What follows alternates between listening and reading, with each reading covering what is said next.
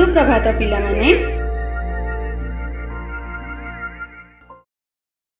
आज आमे तुम पंचम श्रेणी परिवेश विज्ञान बहिर द्वादश अध्याय यथा स्वास्थ्य और रोग प्रसंग रे शिक्षा लाभ करिबा।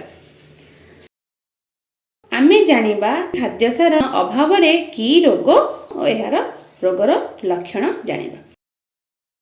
पिला माने तुमे माने आज कौन खाई के आसीछ कहिलो? अरे वाह, तुमे माने समस्ते ताहाले खाई के आसीछ। जदि तुमे माने न खाई के आसी थांत तेबे कौन होई थांता कहिलो? हाँ, ठीक कहिलो। न खाइले भोकरे कष्ट पाई थांत, मुंड बुलेई थांता एवं जदि एपरि प्रतिदिन हुए तेबे तमरो स्वास्थ्य खराब हेबो ओ तमे रोगाक्रांत हेबो। अच्छा पिला माने, तमे कौन सबुदिन एक प्रकार खाद्य खाउछ? नाई ना? ताहाले तमे माने भात, रुटी, मांस, अंडा, पनीपरिबा भली प्रतिदिन अलगा अलगा खाद्य खाइबा आवश्यक। ओ तार आम स्वास्थ्य पक्षरे कौन सबु भूमिका रहिछि आस आमे जानिबा। कौन खाइले आम स्वास्थ्य रे केउ रोग हुए नाही। आमे माने जेउ खाद्य खाउथाउ सेथिरे खाद्यसार रही थाए। जदि सेही खाद्यसार अभाव हुए तेबे आमको रोग होई थाए। सेही रोग को आमे खाद्य अभाव जनित रोग बा अपपुष्टि रोग बोली कही था। पिला माने आम खाद्यर मुख्य उपादान हेउची श्वेतसार ओ पुष्टिसार। आस आमे जानिबा एही मुख्य उपादान अभाव रे की रोग होई थाए। अच्छा, खाद्यसार हेउची खाद्यसार एवं रोगर नाम और यार रोगर लक्षण जानिबा। पुष्टिसार पुष्टिसार अभावरु हमकु क्वाशियोकर रोग होई थाए, जहार लक्षण शिशुर गोड़, हाथ, मुह फुली जाए, चर्म सुखिला देखा जाए ओ चर्म रे घा हुए, मुंड बाल कहरा होई जाए एवं बाल को धरु धरु उपुड़ी जाए। पुष्टिसार अभावरु एही रोगटी आमको होई थाए। द्वितीयटी श्वेतसार।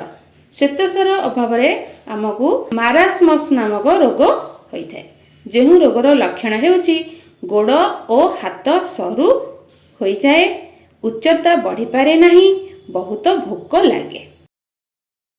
अच्छा पिला माने, तमे माने कौन जानिच? जदि श्वेतसार और पुष्टिसार थिबा खाद्य आवश्यक परिमाण रे खाइले अपपुष्टि रोग होई न थाए।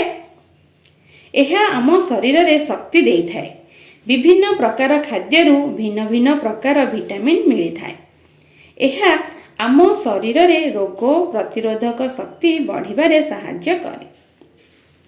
पिला माने, तमे माने जानिछ विभिन्न प्रकार विटामिन अभावरु विभिन्न रोग होई थाए।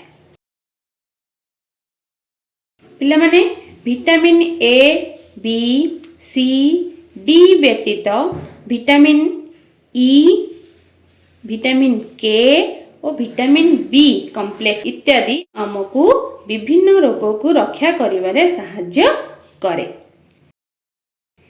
एबे आमे जानिबा धातुसार अभाव जनित रोग गुड़िक कौन? तमे माने जेउ साग, अंडा, क्षीर, कदली, चुना माछ खाउछ सेथि मध्यरु धातुसार मिली थाए एवं लूण रे मध्य धातुसार थाए। एही सबु खाद्यरु आमे माने सोडियम, कैल्शियम, लौह, गंधक इत्यादि धातुसार पाई थाउ। एहार अभाव रे कौन हुए कहि परिबो? पिला माने धातुसार अभाव रे रक्तहीनता, अस्थि बंका, गलगंड इत्यादि रोग होई थाए। अच्छा पिला माने, एबे मु किछि प्रश्न उत्तर तुम मन को पचारिबे। प्रथम प्रश्न, क्वाशियोकर काहेकि होई थाए? उत्तरटी हेउची श्वेतसार अभाव रे।